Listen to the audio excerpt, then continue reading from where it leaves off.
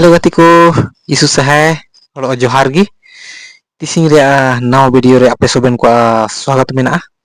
To gatiku ising abu ola re mien kami jugaw kan mena. Do en kami ko abe ke jima kat bua ko. Den kami tan lo ape ke video le dekhaw petan ale. Ena do soben baba hudik har sar ko menia ko. Ena ken dising dale ola re baba le chilkele hudik tan sar tan ena ko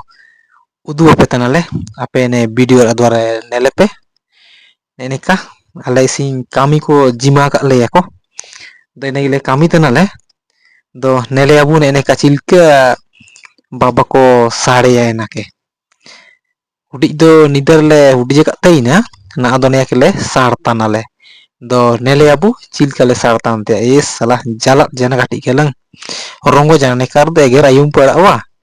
bada kach kach एगेर ते बचाव लगिन ते कटी करिंग रगड़ो जकता एने ए वाला ढेर की पुडू जना आधा दो ढेर जलन जाना ए बाप रे ने कर दको रंग वदंग बुगीते वीडियो बैताने नानते तो चिना जलन सुटी जन बड़ा तकलीफ रे काजी अच्छा नेनल पड़ाव इनके के एगेर आयुम की पड़ाव आडो हुडिंग हुडिंग बचाव कांते के जल्दी पलदिं हुडिंग जपताने बाबा चिलके को साड़िया को हुडी जिया को एना के देखाबू तनले आडो हुडिंग हुडिंग बचाव कना जल्दी पल्दी खैर बेदिं तो कई बेदिं वाजे और था इनको सोबेन बतरा बुतरू चेंगना सोबेन चेंगना चेंगनी को सोबेन नेतारे मेनाले बिउरन तासे कोरेन तनले जल्दी पल्दी ले कमी दप तनले नेनेल तनले कमती भरी समय का लगा उतना एनंगे ते इमिनी जोर खाता लेकिन इंडिया का छबा और जल्दी पल्दी इंग्री कतन रयोगी दो गति को नेल तना बुने वीडियो के अगर सुकुले का मेना रे दो लाइक ता अबो और अबो सब्सक्राइबर ता जे मजे की हर हमेशा रा सोबेन इमतरा वीडियो जाल कान वीडियो बयर रयोगी अबु जबा सेटर लेका अबु मोबाइल सेटर लेका दो ना अदो ने छात चेतान रे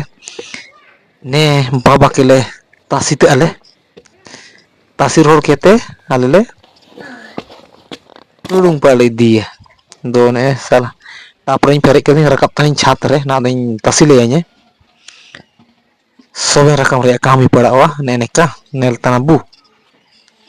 ना दने बाबा के तासी ताइन जल्दी पल्दी kain bengi ende nalo situ tek ke dan ado tasir hor ke enten cil ke babain rulun ke idi ene dekhawu eta video re doin tasilap le kait bet